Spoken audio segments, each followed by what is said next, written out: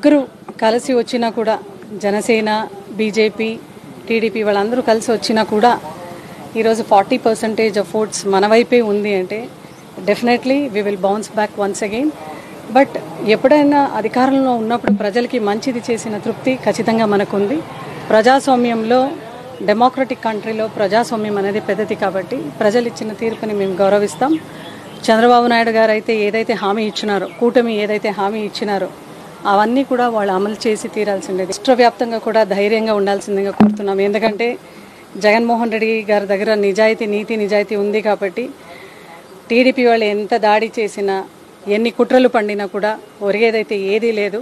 మనము కూడా రాబోయే రోజుల్లో చూస్తాం వాళ్ళు ఏది చేస్తారో, వాళ్ళు ఏది అమలు చేస్తారో లేదు అనేది. నిజాలు అయితే ఇంకా 2-3 నెలల్లోనే బయటికి వస్తుంది కాబట్టి టీడీపీ వాళ్ళందరికీ కూడా హెచ్చరిక అయితే జారీ చేస్తున్నాం. ఎవరు కూడా మన కార్యకర్తల జోలికి వస్తే మాత్రము నిజంగా వాళ్ళు ఇడిచిపెట్టేదైతే